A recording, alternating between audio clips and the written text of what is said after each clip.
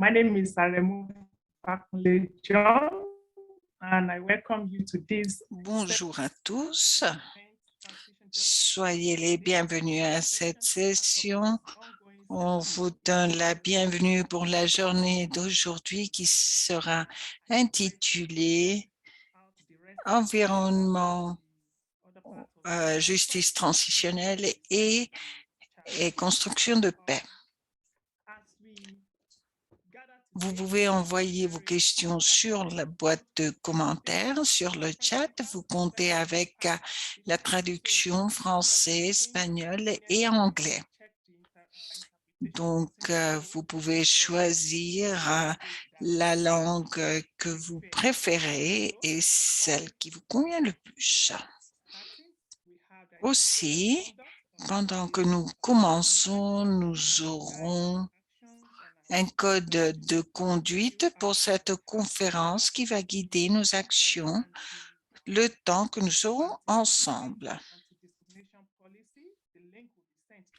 Nous avons aussi la politique, le lien qui va montrer la politique de anti-discrimination, anti-harcèlement et anti-politique de rétaliation.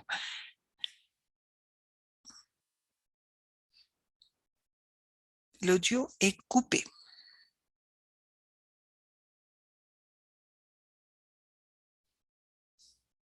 I think they were cut, no? You're there, Munini? Yes, I am. The network. Monini, est-ce que tu es là? Yeah, I remove network.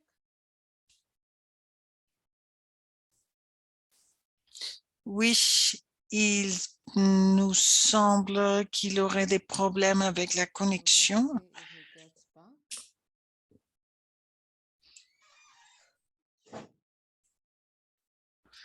Attendons une minute pour voir s'il peut se reconnecter. Nous pourrons peut-être attendre une petite minute. Voilà, je suis de retour maintenant. Nous aurons aujourd'hui 3 panélistes avec lesquels nous aurons ce dialogue. Nous avons Monini, Chamichou et nous avons Daniel aussi avec nous. Avant de continuer, je voudrais lire la bio de chacun d'entre eux. Je vais commencer avec Chamichou. Il est avocat de l'environnement de l'Association de droit de l'environnement de Zimbabwe. Il a été coordinateur de la coalition de la société dans ce thème. Il a une maîtrise en droit constitutionnel et droits de l'homme. Aussi, il a un diplôme en droit du Zimbabwe, de l'Université du Zimbabwe, et aussi travaille pour le programme des droits de l'environnement. Et ça fait plus de 19 ans, il a plus de 19 ans d'expérience dans ce domaine. Et il y a différents aspects où il a travaillé, comme par exemple droit de copyright, propriété intellectuelle.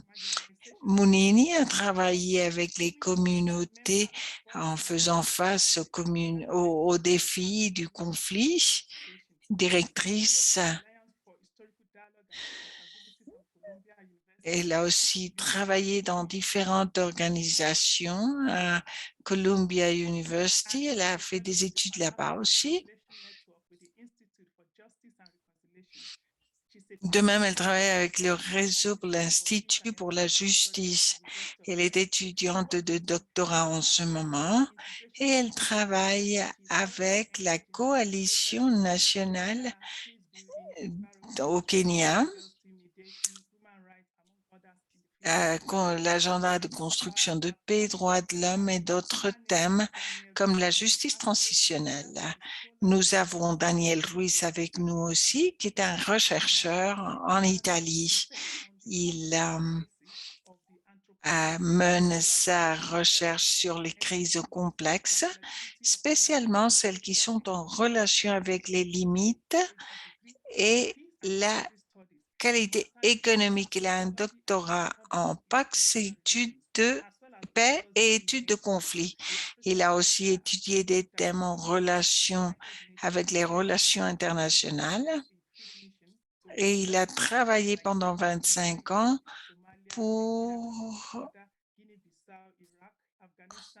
dans différents pays, en Irak, en Afghanistan et beaucoup d'autres pays. Et tout ce qui a à voir avec ressources naturelles et thèmes de l'environnement, construction de paix environnementale. Il a aussi travaillé, par exemple, dans le trafic de drogue et autres thèmes. Il a fait des collaborations à la restauration de construction de paix comme des pays comme l'Irak. Et voici les profils de nos panélistes aujourd'hui. Ils ont beaucoup d'expérience dans ce thème et on est très content de les avoir ici avec nous. Nous allons sans doute apprendre de leur présentation et après, et nous aurons un certain temps pour répondre à des questions ou bien vous pouvez les poser sur la boîte de commentaires. Chacun d'entre eux pourrait se présenter, pourra nous raconter un tout petit peu où ils travaillent et ce qu'ils font. Donc, je vais commencer par passer la parole à les dames en premier. Alors, à toi le micro, Mounini. Oui, je m'appelle Mounini Mutuku. Je suis au Kenya. Je travaille à Nairobi avec la Commission de coalition intégration et je veux souligner aussi que je travaille avec les projets de justice transitionnelle et en essayant de comprendre comment nous pouvons inclure le composante environnementale dans la justice transitionnelle, car parfois les processus essayent de traiter les affaires post-conflit, mais les thèmes de l'environnement sont mentionnés, mais ils ne sont pas vraiment traités à profondité. Et ceci répond à des conflits qui sont basés sur les ressources naturelles. C'est donc ce dont j'aimerais que l'on puisse discuter aujourd'hui. Merci, Monini. Donc, très content de t'avoir ici avec nous.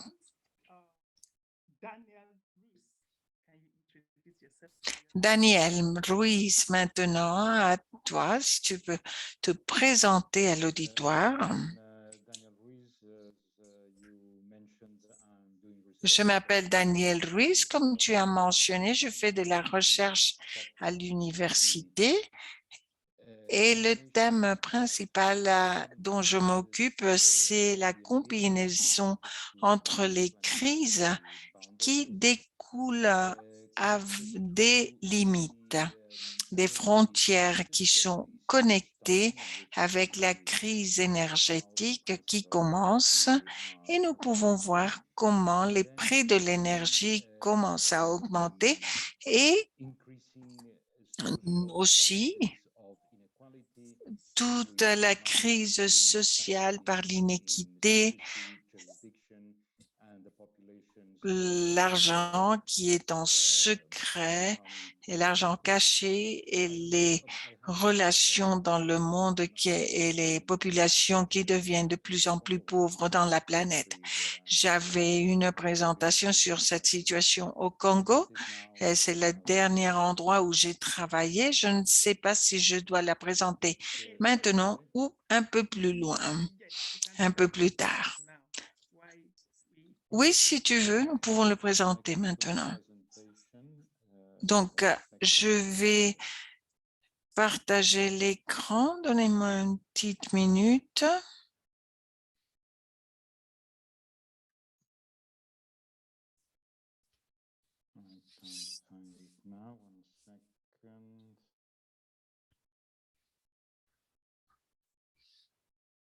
Je vais donc mettre ici la présentation. Voilà. Très bien. It's coming up. Vous pouvez voir la présentation? Yes, the Non. showcase is coming up. Oui, voilà. No, don't make it larger. Okay, okay.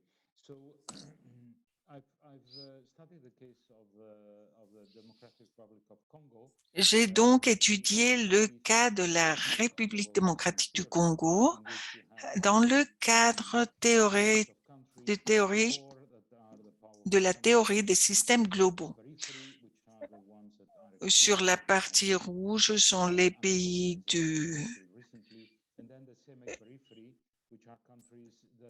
Nous avons Move, la semi-périphérie et la périphérie.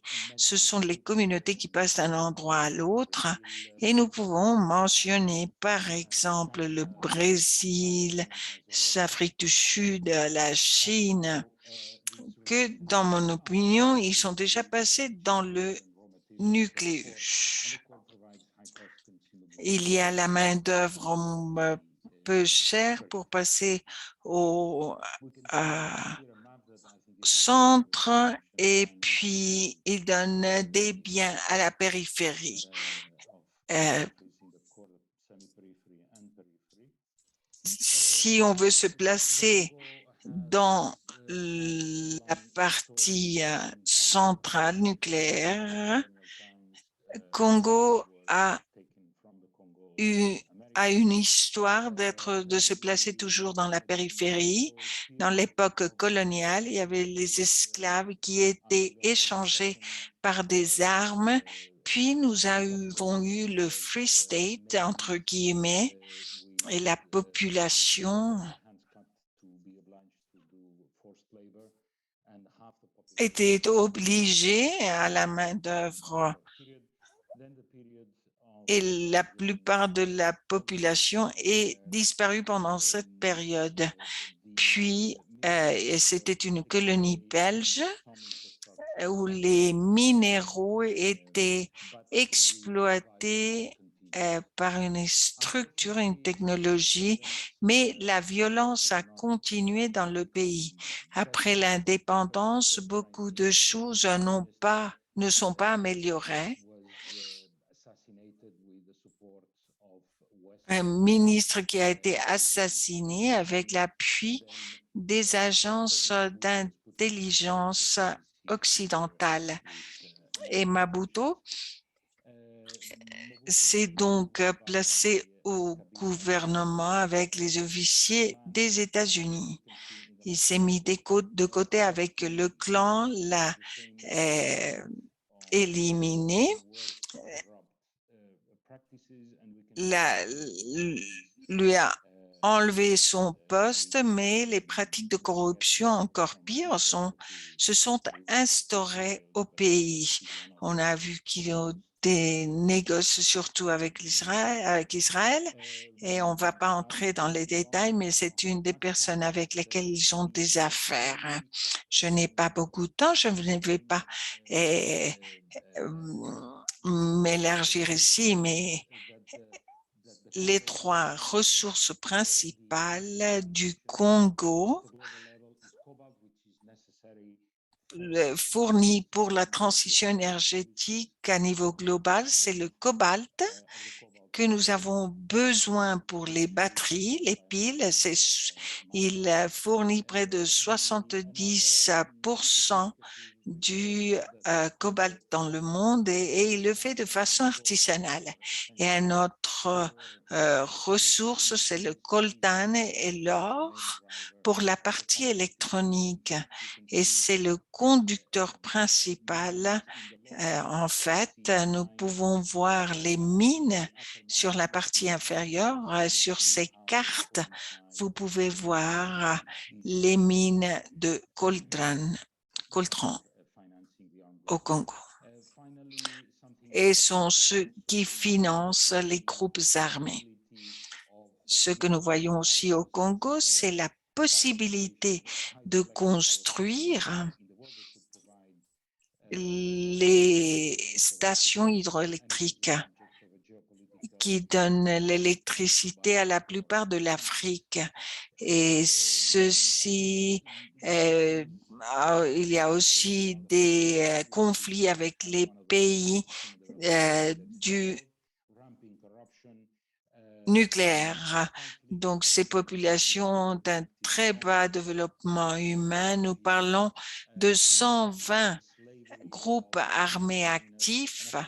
En ce moment, nous avons des problèmes de réfugiés, aussi des esclaves virtuels qui sont des miniers et qui sont les perpétreurs. Nous avons vu les oligarchies nationales, les compagnies multinationales, les banques internationaux et les consommateurs des pays de nucléaire qui ont besoin d'énergie peu chère pour continuer à habiter dans ces pays nucléaires. Quelles sont les recommandations que nous pouvons déduire de tout ceci? Autour de la planète, il y a une décroissance aussi. Nous avons besoin d'une gouvernance cosmopolite pour gouverner ces espaces où il n'y a pas de gouvernance, et aussi une gouvernance et aussi finaliser le mode capitaliste du pouvoir et le système universel de la périphérie et de la partie nucléaire. Le cadre théorique est important pour voir cette situation et nous devrions peut-être analyser aussi le système de pouvoir structurel autour de la planète pour résoudre le problème de périphérie et partie nucléaire. Je ne veux pas prendre plus de temps. Je vais assez expliquer. Merci Daniel. Et maintenant, nous avons le panéliste suivant, Shamiso Mtsi. Je suis Shamiso, directeur de l'association néo-environnementale et aussi je fais partie comme coordinateur de la coalition de la société civile et mon travail à travers les ans a inclus le travail en particulier avec le processus, avec la société civile dans la coalition que nous avons qui fait le monitoring des tendances des diamants autour du monde. Nous parlons de plus de 80 pays où notre travail doit être représenté, devrait être représenté.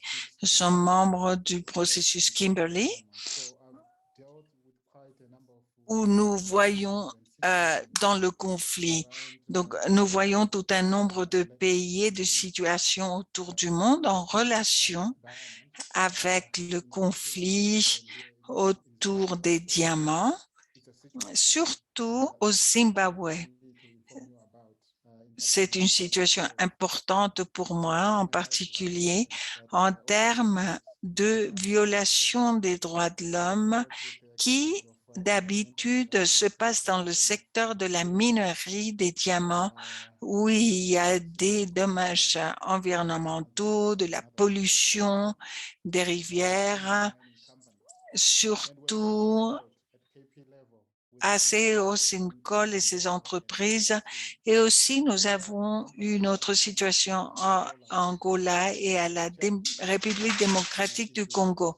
Une entreprise de Angola et dans les affluents des rivières qui affectent les communautés du Congo. Beaucoup de personnes sont mortes comme résultat de la pollution des rivières au Congo.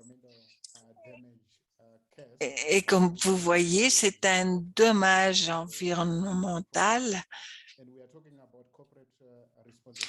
et ceci a été traité par le processus Kimberley et nous traitons aussi la responsabilité des entreprises, surtout les internationales, à la mine Tapioca, dont le propriétaire est le gouvernement de Angola.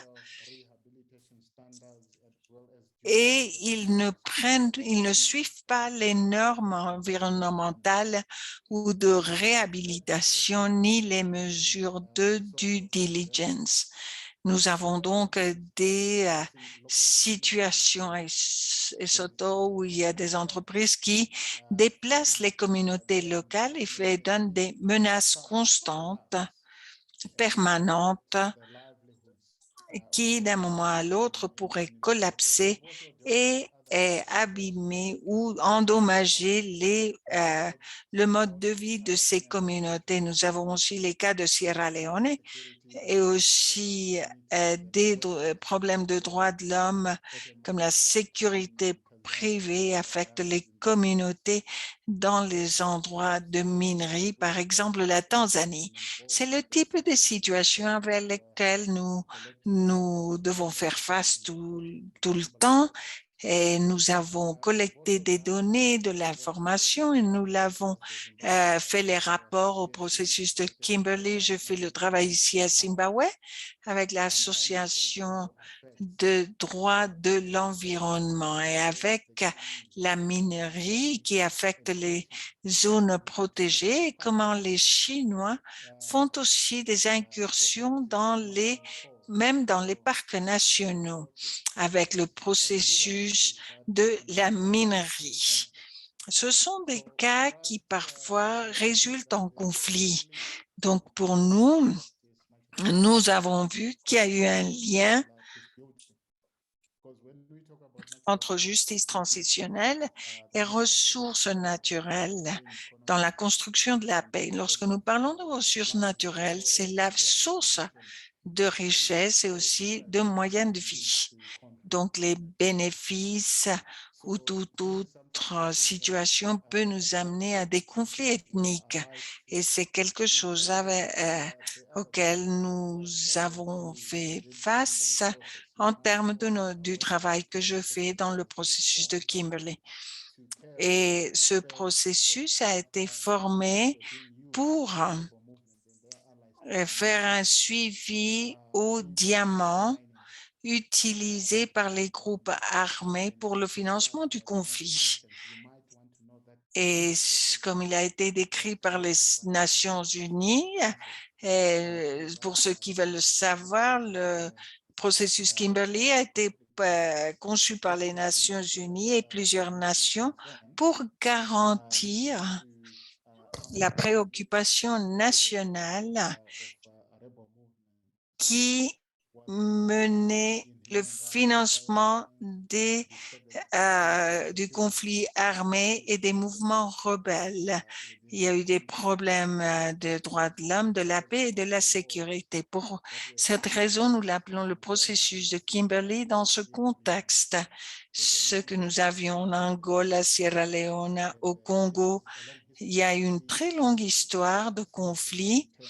Et c'est une histoire dans laquelle nous voyons encore, dans les termes de certains des problèmes auxquels nous devons faire face dans le secteur. Mais un des aspects clés que je voudrais souligner, c'est que le conflit des diamants, nous sommes désolés, le son n'est pas très bon. Il est entrecoupé.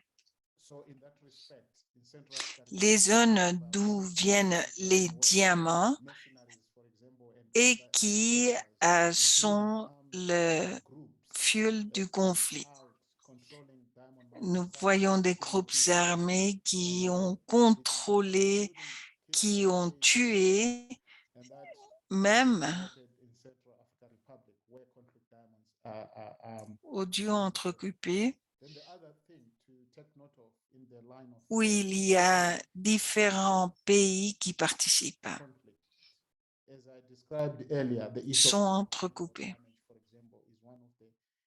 Comme je faisais la description auparavant, c'est un des thèmes que les processus de Kimberley n'a pas pu traiter de façon adéquate car il n'a pas étendu la définition pour inclure la définition où la minerie ou l'exploitation minière résulte dans des abus des droits de l'homme, des travailleurs le déplacement des communautés, la pollution des eaux, et comme ça s'est passé en Angola et au RDC. Dans des situations où les diamants peuvent amener au financement du terrorisme. Tout ceci, nous devons le voir sous le processus de Kimberley et nous sommes appelés à voir que cette définition du conflit des diamants puisse être traitée pour éliminer la violence, la violation des droits de l'homme, etc. Un autre point que nous devons remarquer sont les perpétreurs, qui provoquent le conflit dans le secteur ne sont plus les mouvements rebelles, mais aussi les groupes. Ce sont maintenant les groupes du gouvernement qui incluent la police de l'État, l'armée et dans certains cas, même les entreprises qui ont provoqué des dommages environnementaux. Donc, et ceci, nous voyons aussi les situations de violation des droits de l'homme où les entreprises, les gardes de sécurité privés participent au déplacement des communautés locales ou sont dans le centre de la violation de ces droits, comme ce serait le cas de la Tanzanie. Nous voyons aussi des problèmes des entreprises pour adopter des mesures responsables. Donc, certaines des actions qui seraient clés pour faire face à ces problèmes sont définies et finissent par des conflits et pourraient aider à aborder les situations de violence et à promouvoir la paix et la sécurité dans ces régions où la minerie des diamants a lieu. Et nous faisons aussi des recommandations de mesures responsables de la part des entreprises, soit privées, multinationales, et le besoin qu'ils ont d'avoir la due diligence pour permettre l'évaluation de l'impact potentiel sur les communautés locales et sur les communautés. Tout ceci serait nécessaire pour essayer d'aider à la construction de paix dans la région, ainsi l'adoption et la mise en œuvre de différentes politiques et législations qui pourraient aider dans ce sens. En dernier, je parlerai des efforts pour adopter et évaluer la viabilité d'adopter un traité ou un protocole de droits environnementaux dans différentes institutions, et ceci pourrait aider à promouvoir la paix, la sécurité, de même que les droits environnementaux en Afrique. Et je vais m'arrêter ici et j'attendrai si jamais des questions que je pourrais répondre. Merci, Chamissou. C'est une discussion très intégrale. Si nous avons des questions pour nos panélistes, n'hésitez pas, vous pouvez les écrire sur la boîte à commentaires ou chat. Maintenant, nous allons passer à la discussion suivante. Le travail qui a été fait par Mounini à travers la justice transitionnelle et les dialogues menés. Il y a des recommandations que Mounini va nous présenter. Pour que, s'il te plaît, Mounini, partage avec nous une partie de ce travail et puis nous allons passer à la session de discussion. Merci. Merci à Remoumou et merci à Daniel et à Chamizo pour ces présentations et pour les points que vous avez présentés. Et je veux Vous indiquez que ce que vous avez mentionné, c'est vraiment les pays qui sont en conflit justement en raison des ressources et des ressources qui sont viables économiquement lorsque nous parlons de diamants, de l'or et autres. Cette discussion l'année dernière, lorsque nous parlions des mêmes thèmes, on se demandait qu'est-ce qu'on peut faire sur ce thème. Et une des choses que nous devons reconnaître, c'est que l'Union africaine a la politique de justice transitionnelle pour aider les pays qui parlent de transition vers la paix et la stabilité. La question serait où se trouve l'aspect de l'environnement dans cette justice transitionnelle qu'ils ont développée. Quand nous le voyons, c'est minimal. Et elle n'est pas placée en référence avec ce qui se passe dans le continent. Donc, nous avons certaines recommandations, des principes qui vont informer, qui font partie de la discussion pour nous aider à comprendre comment mettre en œuvre les politiques de justice transitionnelle à la lumière des ressources naturelles qui y sont incluses. Cette politique de justice transitionnelle, il y a des mécanismes, c'est un esprit de protection. Et non seulement protection pour le continent de l'Afrique ou les régions qui souffrent des abus et de crimes et des intégrations, mais c'est pour tous. C'est pour les entreprises internationales et nous avons tous la responsabilité de protéger. C'est l'esprit de promouvoir un environnement sain et promouvoir un accès responsable à l'utilisation des ressources naturelles qui existent. C'est l'esprit de participation. Nous voulons que les personnes participent dans ces processus qui mènent les sociétés du conflit à la stabilité et nous voulons qu'elles participent au processus de justice transitionnelle. Il y a des communautés qui habitent dans ces régions, dans les continents qui sont frappés par ces atrocités. Il y a de la participation dans les processus qui essayent de chercher la justice. C'est l'esprit de récupération. Nous parlons du dommage causé par le changement climatique, mais il faut reconnaître que nous, en tant que race humaine, nous sommes en train de détruire l'environnement qui devrait être protégé. Alors, nous devons nous récupérer de tous des dommages, des crimes, des abus de la race humaine, mais aussi faire face au changement climatique. Les processus de justice transitionnelle ne peuvent pas le faire tout seuls, les communautés non plus et les gouvernements non plus ne peuvent le faire tout seuls. Il y a d'autres acteurs, donc par exemple les entreprises multinationales. C'est l'esprit qui va nous aider à aborder les thèmes auxquels nous avons à voir. C'est donc l'appel pour arrêter la destruction de l'environnement et de nos ressources naturelles. Tout ceci dans les violations des droits de l'homme. C'est un appel pour être conscient que nos propres environnements, nos propres ressources naturelles dépendent de nous. Et quels sont ces principes qui sont proposés? Il y a 9 principes qui sont proposés qui viennent enrichir la discussion. Et ces principes ne sont pas définitifs.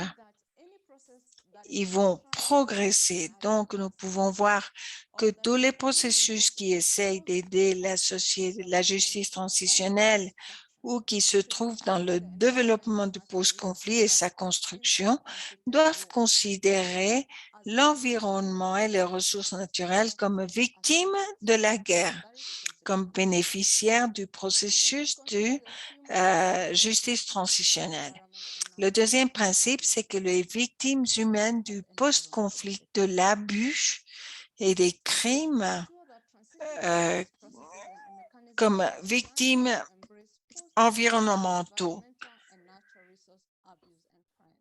et les mécanismes doivent être présents avec les abus et les crimes de l'environnement qui se sont passés. Ceci ne doit pas être obligé, mais doit être inclus dans les processus. Et comme ça, c'est à travers la résolution des conflits, même avec une extraction active de minéraux par les entreprises multinationales, nous pouvons voir que les personnes qui sont frappées et nous pouvons voir que ces processus ne doivent pas être aveugles, mais ils doivent rendre des comptes, être responsables par les dommages causés et qui puissent récupérer cet environnement qu'ils ont frappé de façon négative. Et tout ceci doit être inclus dans les accords de paix. Il y a eu des progrès lorsque nous parlons des processus environnementaux et les ressources naturelles. Et les accords, dans le passé, il n'y avait pas tellement de détails, c'était pas tellement délibéré. Alors, nous avons une inclusion délibérée des solutions dans ce sens. Aussi, les processus de paix doivent garantir le droit de vivre dans un environnement sain et que ceci soit accompli. Nous avons un processus de restauration et remédiation de l'environnement et des ressources naturelles. Nous avons vu que ceci a été fait sous le programme de la PNUD qui a fait beaucoup de dommages environnementaux. C'est un processus qui est encore en cours. Aussi, les processus de justice transitionnelle doivent tenir compte des atrocités des ressources humaines qui vont contre les droits économiques, sociaux et naturels. La plupart des communautés desquelles nous parlons confient dans les ressources naturelles pour leurs moyens de vie.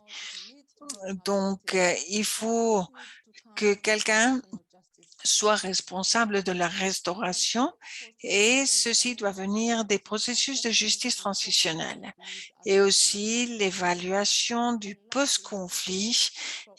Il faut que les ressources humaines, les ressources naturelles et l'environnement soient inclus et aussi des politiques et des programmes qui promuent le développement durable de l'environnement. Ce que je dis, c'est que nous ne pouvons pas ignorer l'environnement et les ressources naturelles dans les processus de justice transitionnelle. Daniel a parlé du Congo. Il y a ce processus de justice transitionnelle, on ne peut pas l'ignorer et on ne peut pas laisser de côté l'environnement et les ressources naturelles. Chamisso a aussi mentionné les rivières. On ne peut pas ignorer cette atrocité car éventuellement ceci va contre l'environnement et ce que nous sommes en train de remettre aux personnes après le conflit. Il y a des explosifs qui éclatent des années après que le conflit a fini. Donc, il faut que l'environnement soit, qu'il y ait un assainissement de tous ces problèmes dans l'environnement. Et finalement, ce ne sont pas seulement des principes qui sont taillés sur la pierre, c'est une discussion continue, ce sont des principes vivants que nous voulons discuter et nous, en tant qu'acteurs de paix et acteurs de la paix environnementale et de la pratique de justice transitionnelle, nous devons les considérer au fur et à mesure que nous avons ces processus et au fur et à mesure que nous aidons les sociétés à faire une transition et de laisser en arrière toutes ces atrocités. Merci Mounini de cette présentation. Si vous avez des questions pour nos panélistes, n'hésitez pas à les écrire sur la boîte à commentaires. Il y a une question qui a déjà été répondue. Quelqu'un a demandé sur le lien entre les notes supplémentaires le site web pour la construction de paix de l'environnemental. For Shamiso, Il y a aussi une question pour Chamisso qui dit que si vous avez le lien pour information supplémentaire sur l'accord régional de l'Afrique que tu as mentionné au moment de ta présentation. Oui, merci Florence. Et bien sûr, le site web que j'ai mentionné est encore en développement. C'est un travail que nous faisons en Afrique qui est en relation avec la capacité, la possibilité d'adopter un protocole de droit de l'environnement. Et nous sommes dans les étapes initiales. Le premier rapport a déjà été publié, mais il n'est pas encore public, mais je vais discuter avec certains collègues et sans doute nous pourrons partager à temps les résultats de cette évaluation. Donc, je pense que c'est quelque chose que nous pourrions partager. Dès que ce sera possible, nous allons le faire. En Amérique latine et aux Caraïbes, ils ont fait un accord régional pour l'accès dans les thèmes de l'environnement. Et c'est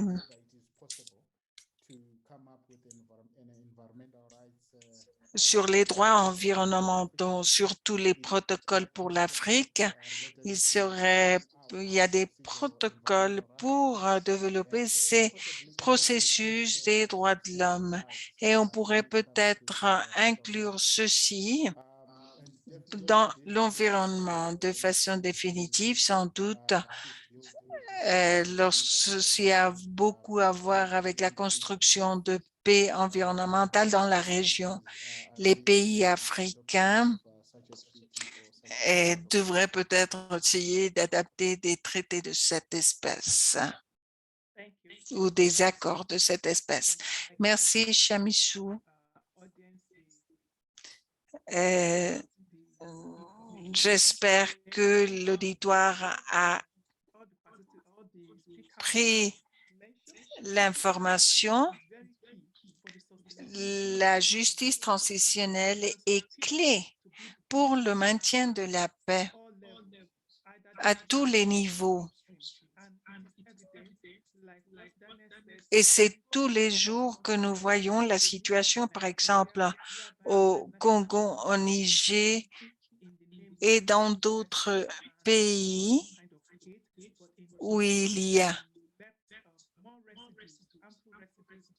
où nous trouvons des résidus dans l'environnement qui causent un dommage.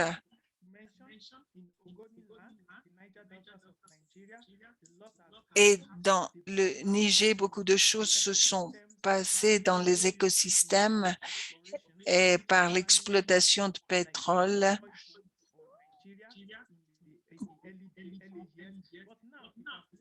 Et aussi pour le Niger. Et il faut voir que les personnes et les communautés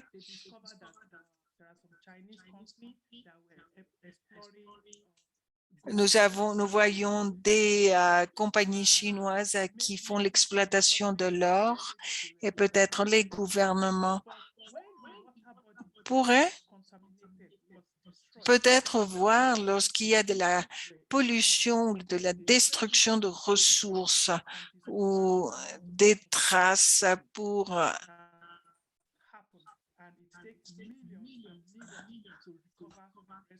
pour dépenser des millions et des millions pour la récupération de ces ressources naturelles. Beaucoup de choses se passent dans des pays en voie de développement, en Afrique, en Amérique latine et partout. Et il y a l'opportunité. Est-ce que l'approche que nous avons est appropriée et quelles seraient les opportunités que nous pourrions explorer. Je m'excuse, le son est entrecoupé.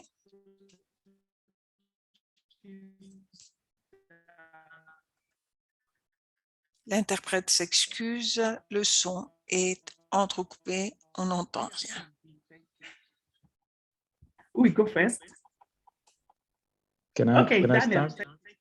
Yeah, I hear all your comments because you were cut, but, Et le son n'était pas très bon, j'ai pas pu entendre tous les commentaires, mais en écoutant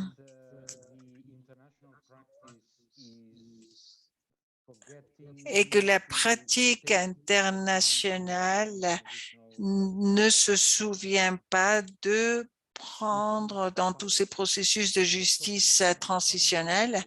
Et on parle de l'énergie, on parle d'économie, de politique, de relations internationales et le conflit, mais nous oublions de mentionner pas l'énergie, mais le pouvoir.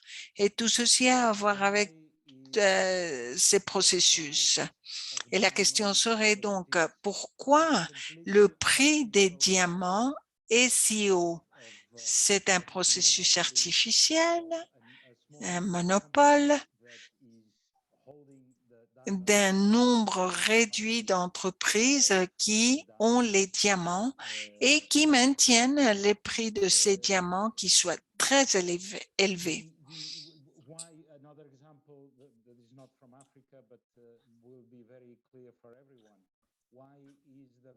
Un autre exemple qui n'est pas en Afrique, mais qui va être vraiment pour nous, la valeur d'une entreprise comme Facebook. Pourquoi est-ce qu'il a cette valeur? C'est une valeur artificielle. C'est tout simplement parce que c'est une multinationale qui a beaucoup de pouvoir. C'est de l'air, c'est rien vraiment. Alors, nous devons placer le pouvoir dans tout ce que nous voyons. Jobs, that they are creating wealth, and in fact, the only thing that they are doing is imposing their power to. Et ce qu'ils font, c'est d'imposer leur pouvoir dans les pays faibles qui se trouvent dans la périphérie pour augmenter leur propre pouvoir. Je pense donc que l'aspect du pouvoir est caché de façon intentionnelle, car ces processus sont lidérés par les pays nucléaires, les gouvernements, les multinationales. Et c'est même pas l'argent qu'ils cherchent, c'est le pouvoir. Et donc, nous devons inclure ceci dans le cadre théorique, le besoin de pouvoir. Et je pense que celui qui a commencé, c'est Susan Strange, lorsqu'elle a décrit la décennie, pourquoi il est tombé, pourquoi il y a eu ce processus de changement, c'est dans l'Union soviétique. J'ai placé, il y a un livre, Le capital et le pouvoir, c'est une interprétation des minéraux, des marxistes, c'est une interprétation d'où se trouve le capital du point de vue du pouvoir. C'est une très bonne avance pour éviter de justifier les conflits, les abus avec l'excuse de créer de la richesse et du travail. C'est la mention du livre qui était à la fin de sa présentation. Merci, Daniel. Yeah, thank you. Just to add. Mounini, Chamisso, merci. Je veux tout simplement ajouter à ce que Daniel a dit, c'est l'indication claire que le thème du pouvoir et de richesse est très important, surtout dans le sens de la minerie de diamants. Ce que nous avons vu, c'est la raison pour laquelle dans ces cadres juridiques, approche dans le processus de Kimberley, ce n'est pas seulement pour l'intérêt des États particuliers mais aussi l'intérêt des grandes entreprises qui opèrent dans le secteur de la minerie. Par exemple, en Inde, disent nous ne voulons pas la redéfinition qui inclut l'environnement, les droits de l'homme, car le processus Kimberley est un thème particulier qui est intéressé dans le commerce. Ils sont même pas intéressés au coût social de la minerie des diamants, les intérêts des travailleurs ou autres. Donc, l'Inde est opposée à toute redéfinition de tout ce qui pourrait être un conflit pour les diamants, qui a à voir avec les diamants. C'est l'argent, c'est les entreprises, le pouvoir. Ceux qui ont des diamants des pays africains et qui les exportent en Inde, c'est ce que nous avons dans le contexte de pourquoi il est tellement difficile, même pour un mouvement, de faire une réforme de l'instrument actuel. Et d'autre part, c'est quelque chose qui nous surprend. Pendant la dernière semaine à Zimbabwe, nous avons eu ces entreprises chinoises qui ne voulaient pas adhérer à la législation nationale et à la situation de l'environnement, à l'évaluation du déplacement des communautés locales, ni aux droits des travailleurs. Mais la société civile montre les faiblesses du gouvernement, car c'est le gouvernement qui n'exige pas que la législation soit appliquée, surtout quand elle a à voir avec la protection de l'environnement. Et c'est le gouvernement qui fait le monitoring. Et donc, pour moi, les Chinois posent un défi et font et aussi la situation du Ghana. Il faut faire référence au Ghana. Et il n'y a pas une bonne culture de droits de l'homme lorsque nous parlons surtout dans le contexte politique ou lorsque nous le voyons comme une partie de l'investissement ou un exemple que nous voyons ici au Zimbabwe où les Chinois préfèrent toujours, sont préférés à côté d'autres investisseurs car ils n'adhèrent pas aux standards de l'environnement, car le gouvernement ne leur exige pas d'appliquer les lois qui existent déjà. Et donc, ceux qui ont le pouvoir, le président ou d'autres secteurs politiques, ils savent très bien que rien ne va leur arriver. Comme résultat de ceci, tout ce qu'il y a, les droits des communautés locales, mais au fur et à mesure que nous avançons, quelque chose de clé que nous devons tenir compte, c'est comment les entreprises peuvent adopter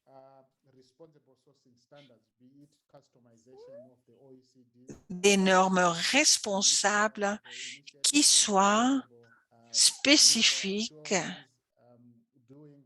pour la protection des minéraux, de l'auto-évaluation et l'impact potentiel sur les communautés locales et l'environnement. Il se peut que ceci fonctionne, mais aussi à long terme, il est important de garantir que légalement, ce sont des normes obligatoires et à la fin, il est important que les législations nationales soient réellement appliquées et applicables. Dans ces cadres juridiques, la mise en œuvre est clé et c'est ce que je voulais ajouter. Aussi, ce que je pourrais ajouter, c'est que nous avons un manque d'efforts coordonnés. Par exemple, si une entreprise est enregistrée, et tout simplement pour mentionner que pas toutes les entreprises ou toutes les multinationales sont mauvaises, car il y a quelques-unes qui font un bon travail et il y a certaines d'entre elles qui font ce qu'elles doivent faire et les violations des droits de l'homme, l'histoire qui se répète, ça va taruto. Parfois, on ne raconte pas l'histoire telle qu'elle s'est passée. un fruit mauvais va pourrir tous les autres pommes. Alors, une seule atrocité, la narrative a tendance à abîmer l'image et le nom de toutes les multinationales. Ce que je disais, c'était le manque d'efforts coordonnés. Lorsqu'une entreprise est enregistrée au Kenya et qui va perpétuer des violations des droits des personnes, qu'ils endommagent les rivières, donc on peut aller directement à cette entreprise qui est enregistrée. Ils vont recevoir les plaintes et lorsque l'entreprise viole, les personnes se plaignent. Que peut faire le gouvernement de l'Ouganda à propos de cette entreprise qui vient violer les droits de personnes qui habitent là-bas? Donc, les brèches et les processus d'essayer de mener dans un processus judiciaire et que certains de ces auteurs soient responsables, soit des multinationales ou autres, parfois, les communautés n'ont pas l'énergie, les ressources, les possibilités de faire que la justice soit appliquée. Lorsque nous parlons de l'Inde, c'est aussi la fragmentation que nous avons dans la partie internationale. Car quand l'Inde dit, les autres pays disent, ah bon, même si la réalité est évidente et les violations dont nous parlons sont évidentes, cette fragmentation, cette manque, cette brèche, lorsque nous devons parler des droits de l'environnement, c'est aussi un grand défi que nous avons et qui frappe la protection des ressources de l'environnement. Merci. Merci aux panélistes qui nous ont donné des points vraiment valables sur les thèmes, sur l'Afrique et sur les pays en développement. Aussi, ces thèmes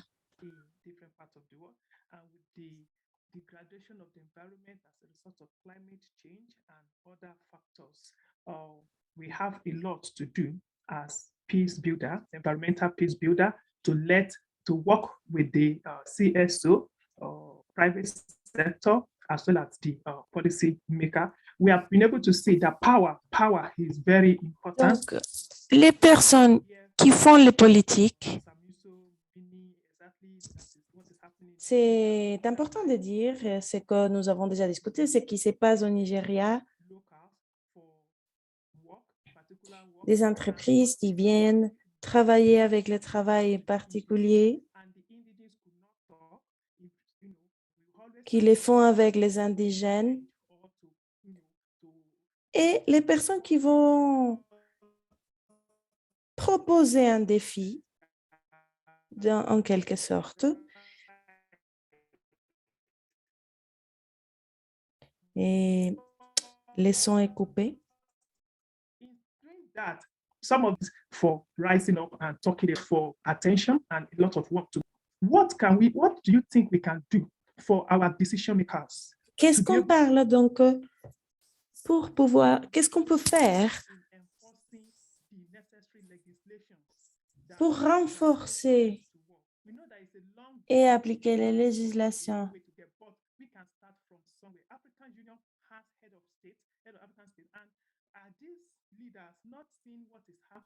Pour appliquer les politiques, les directeurs de l'État et tout ce qui se passe autour du gouvernement, qu'est-ce qui se passe, le gouvernement, les processus de politique.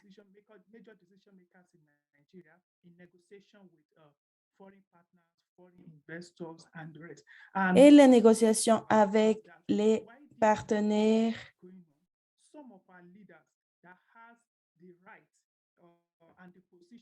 To make things right in the necessary document that we are signing. They don't just Et faire les choses de manière, pour faire les choses de manière correcte, excusez-moi, mais les sons se coupent. C'est tout simplement signer un document sans tenir compte de l'intégrité et faire qu'est-ce que le leader pourrait faire pour que les choses soient bien? Bien, je pense qu'on peut retourner sur ce que Daniel disait. Qui a le pouvoir de faire quoi? Parce que le leader, comme Daniel disait au début, il nous a montré les leaders qui ont été tués pour être à faveur de quelques partis. Qui a le pouvoir? Quelle est la relation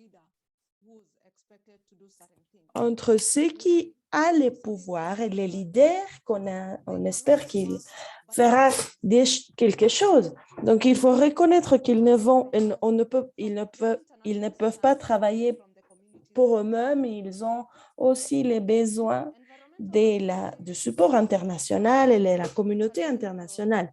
L'activisme environnemental a beaucoup de défis parce que les leaders ont été attaqués, ont été assassinés, parce que il y a des abus, parce qu'ils vont lutter contre les abus à l'environnement. Ça, c'est d'un côté. Je ne dis pas qu'ils ne doivent pas prendre la responsabilité, lire les documents, etc. Mais il faut reconnaître aussi qu'il y a certaines forces à aborder quand nous regardons ce qui est en relation avec les leaders. Un autre point, ce sont les valeurs. Comme la race humaine, quelles sont les valeurs? Ce qu'on a déjà dit, par exemple, la main-d'œuvre forcée. Parce que si je ne le fais pas avec mes enfants, si je permets que ça soit fait avec les enfants d'autres personnes, quelles sont les valeurs comme être humain, comme leader d'une entreprise ou des entreprises multinationales, ou ceux qui ne savent pas, bon, il faut donc se demander quelles sont mes valeurs.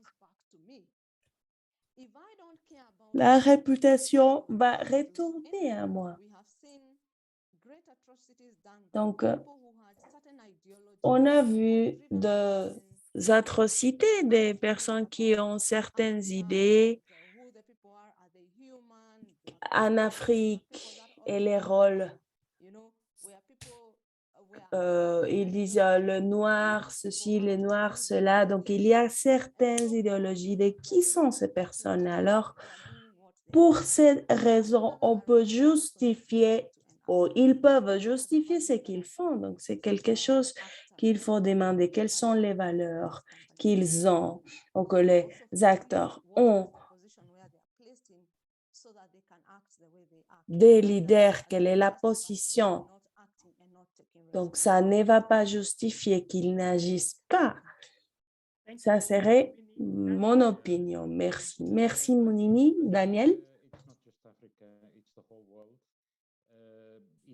Je pense que ce n'est pas seulement en Afrique, c'est partout dans le monde. Et partout dans le monde de l'humanité a été sous l'influence d'une théorie économique. Que pour moi, c'est plus qu'une théorie économique. C'est quelque chose de théocratique où ça met l'argent au-dessus de n'importe quoi. Et donc, les personnes qui ont ça, ce pouvoir suivent cette espèce de religion, que l'argent est au-dessus de tout. Donc, ceux qui croient au néolibéralisme, qui est plein de dogmes, que l'économie peut agrandir de manière infinie et que les mains invisibles qui bougent derrière fassent qu'il y ait une balance, un équilibre. Donc, je crois que c'est une question de cette religion. Nous avons besoin d'une nouvelle religion.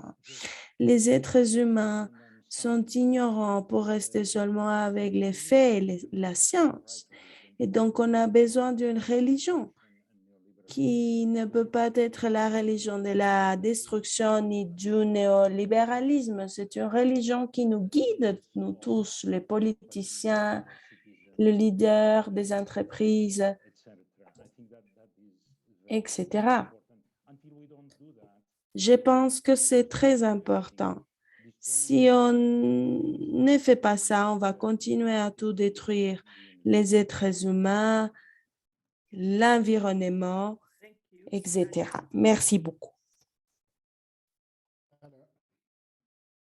Merci, Daniel.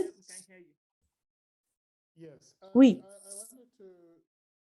wanted to talk about what Je voulais parler sur ce qui font les politiques, ce qu'on peut faire.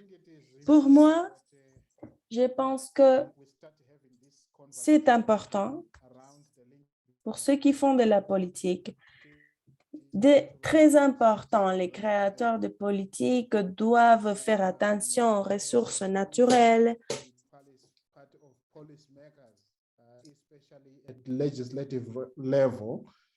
spécialement au niveau législatif ou au niveau parlementaire.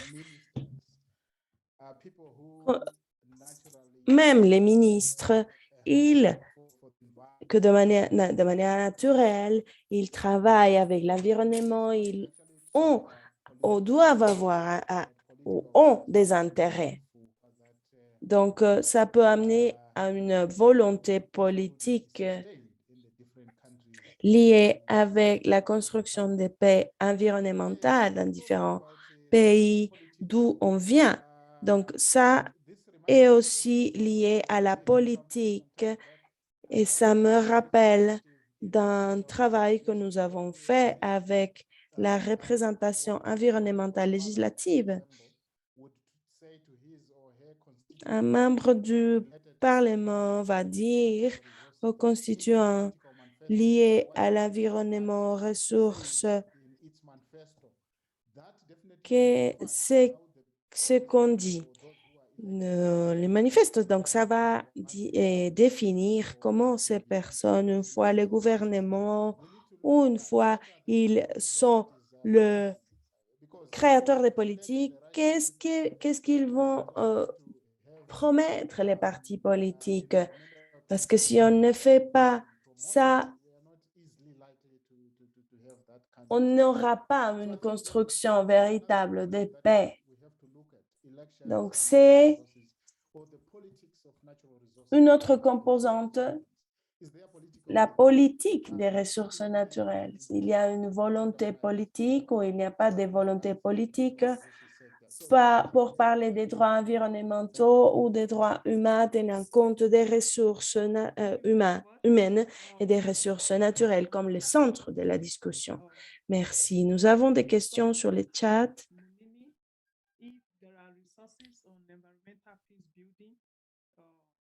Quelqu'un a demandé à Mounini s'il y a des ressources dans la construction de paix environnementale et si les missions des Nations Unies au Soudan du Sud et au Burundi et de quelle manière on peut suivre les travaux qui inspirent tous les conférencistes qui sont là. Sorry, Aremu, we lost you, but Daniel. Can you hear me? On ne t'entend pas. now we can hear you. Now we can hear you, but we lost you. I only got my question on South Sudan and environmental peace building. J'ai entendu seulement ma question sur les processus au Soudan du Sud. On n'a pas entendu la deuxième question. La deuxième question, c'est quels travaux quels travaux vous inspirent, vous? Okay. Yes, we are here. We can hear you. Il y a des ressources, évidemment. Et les ressources de Soudan du Sud, il y a une bibliothèque. Carl, il est là. Et Tim, il est là aussi. Ils peuvent vous aider et vous pouvez leur envoyer un mail. Et il travaille dans la mission de Soudan du Sud, mais dans les réseaux de conciliation, il y a, et Soudan du Sud est inclus en tout ce qui concerne l'aspect du pétrole, etc. Donc, on voudrait voir ces thèmes environnementaux là présents. On pourra aller choisir pour voir que ça peut nous aider avec les processus. Et donc, vous pouvez parler avec eux pour alimenter un peu cette discussion. Merci, Melini. Oui, je vais ajouter tout simplement que l'association de construction des paix environnementales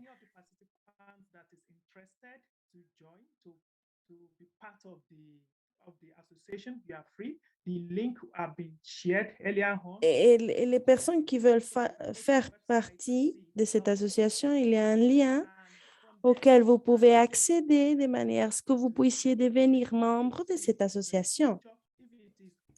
Vous pouvez voir ce qu'on fait dans chacun des pays. Vous pouvez faire partie de ces réseaux. Merci.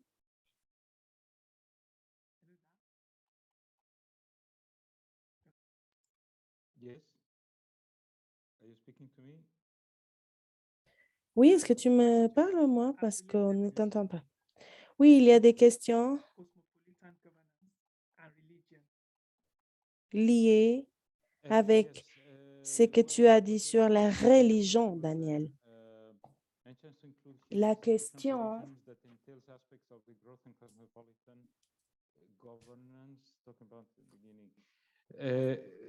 Well, I think that I mentioned before. Donc, ce que j'ai mentionné auparavant, c'est qu'on ne peut pas croître dans l'économie et dans la chose de manière infinie. De manière infinie dans une planète qui va finir. On arrive probablement à un collapse de la civilisation humaine. Nous avons des structures basées sur l'utilisation énorme de l'énergie qui ne peut pas être durable. Donc, c'est probable qu'il y ait un collapse. Il y a 200 ans, avant que l'on ne commence à utiliser les combustibles fossiles, il y avait 1 000 millions d'humains dans la planète. Aujourd'hui, grâce aux combustibles fossiles, nous avons 8 000 millions. Donc, on a dépassé ces pics de combustibles fossiles et chaque fois, ces combustibles sont de plus en plus chers.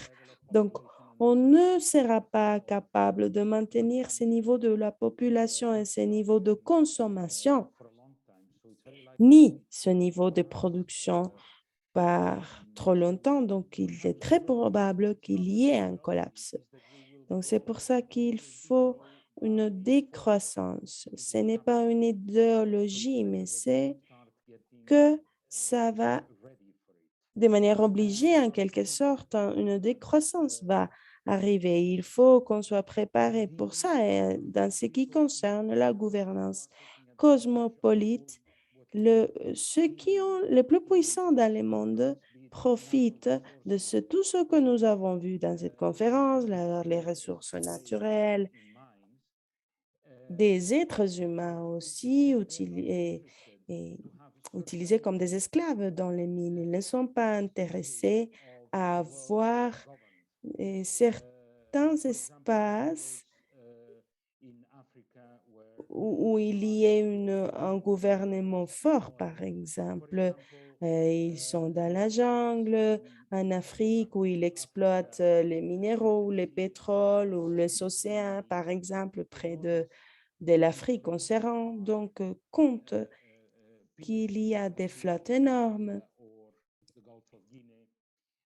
qui volent les poissons en Somalie ou dans les Golfes. Donc, ce sont des espaces qui n'ont pas de gouvernement. Les conflits ne sont pas gouvernés, en quelque sorte. Donc, il faut qu'il y ait une gouvernance cosmopolite, multipartite. On ne peut pas arriver à un accord parce que ce n'est pas une entité supranationale qui puisse vraiment gouverner. Donc, c'est la même chose qui se passe avec les diamants. Il faut un niveau de gouvernance, évidemment, qu'il y a le risque de trouver ou de nous retrouver face à une tyrannie supranationale. Mais c'est pour ça qu'il y a besoin d'un parlement qui légitime tout cela. Donc, il y a un mouvement qui se crée au Parlement des Nations Unies, non pas donc un parlement qui soit choisi par vote universel où chacun des citoyens puisse voter. Aujourd'hui, avec l'Internet, ça peut se faire de manière beaucoup plus facile. Donc, ce sont mes 2 commentaires par rapport à ce sujet. Donc, j'espère avoir répondu à la question. Merci.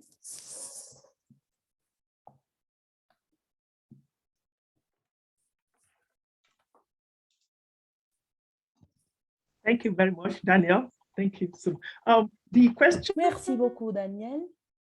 The last questions lead me to. Donc, les dernières questions.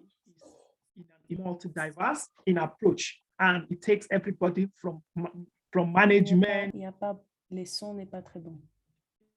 Sciences to health is also very key for the song what we are experiencing. But donc, la dernière question qui est clé pour le travail qu'on est en train d'expérimenter.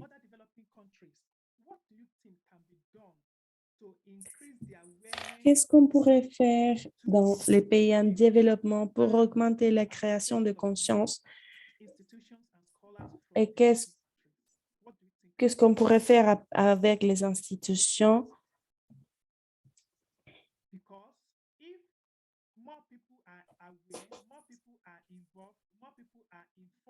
Parce que si plus de personnes sont engagées,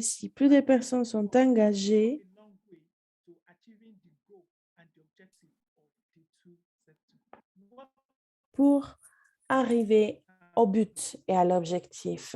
Excusez-moi, mais le son est coupé.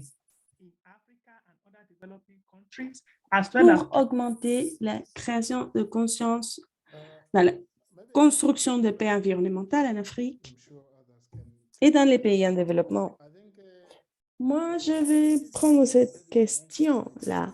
Donc, un des aspects clés que Daniel a déjà mentionné, par exemple, la connexion Internet, les différentes plateformes, quand il a parlé de l'établissement d'un Parlement des Nations Unies. Donc, si on regarde cette situation, si on peut utiliser des différentes plateformes, des réseaux sociaux qui connectent les personnes dans le contexte de la COVID, on va trouver que beaucoup de personnes sont connectées et on a besoin d'utiliser les plateformes des réseaux sociaux pour informer au public quant à la construction de paix environnementale. Donc, s'il y a des conflits environnementaux dans un contexte particulier, que ce soit dans un hameau, dans un pays, dans une municipalité, il y a une forte probabilité qu'il y ait de l'information rapidement envoyée au public en général.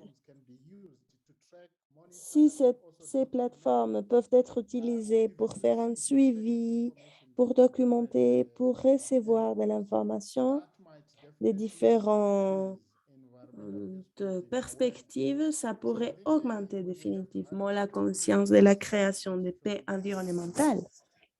Quand on utilise les différentes plateformes des réseaux sociaux pour parler sur, par exemple, des recherches de différentes universités,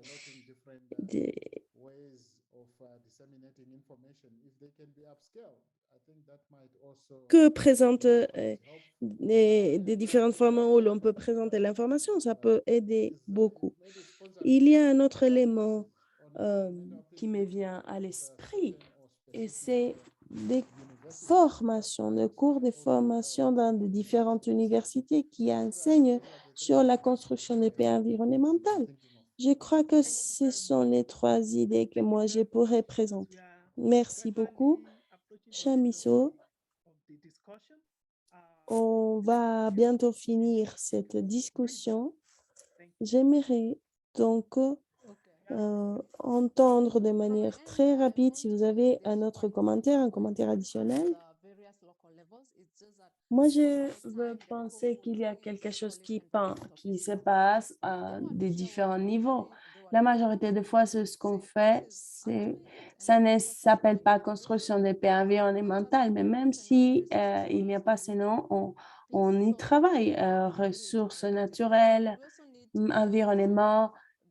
Et donc, on a besoin d'entendre de la communauté qu'est-ce qu'ils font déjà, comment ils le font, ce qui peut alimenter en quelque sorte, ce qui peut augmenter et aider à la construction de paix environnementale. La connaissance indigène aussi, il faut que ça soit visible de manière à ce que sur ces domaines, on puisse comprendre ce qui se passe dans l'académie et ce qui se passe là, sur le terrain. Aussi, il faut dire que il y a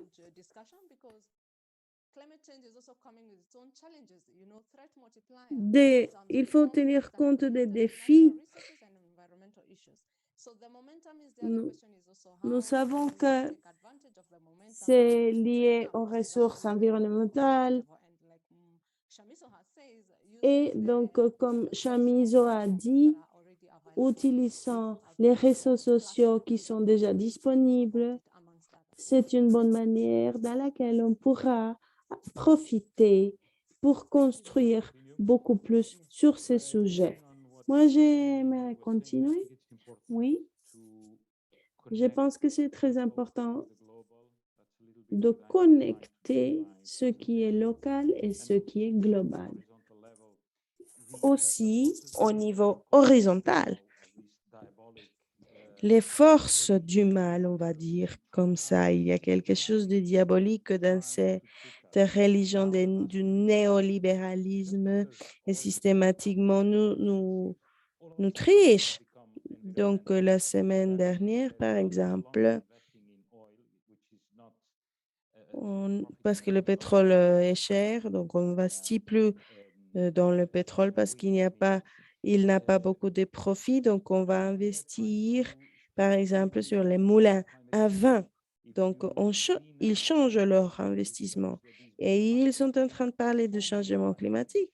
Donc, si on voit toute la recherche seulement par rapport au changement climatique et non pas avec d'autres menaces et non pas avec d'autres menaces sociales, il faut faire très, très attention parce que il faut voir et il faut être sceptique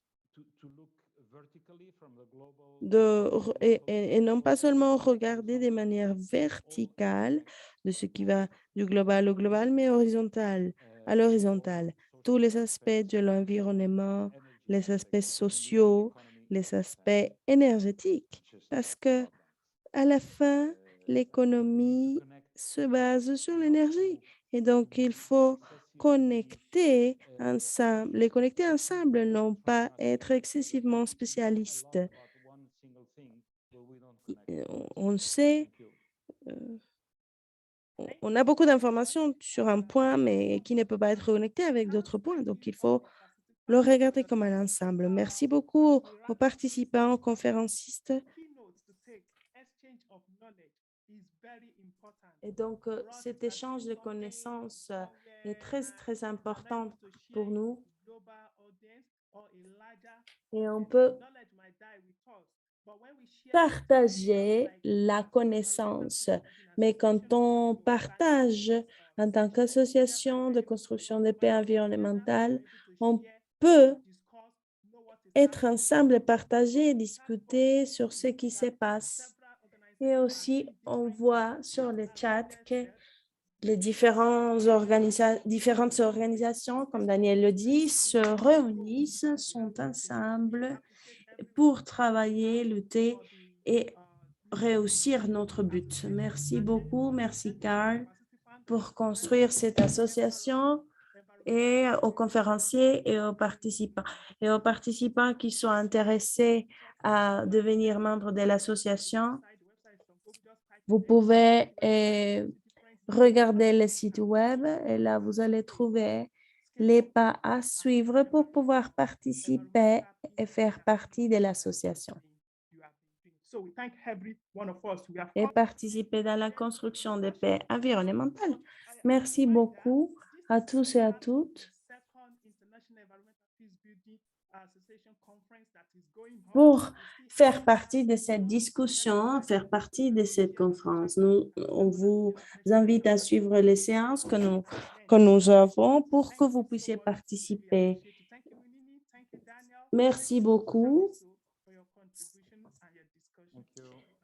Merci Munini, Chamizo, Daniel et tous les participants. Bonne journée.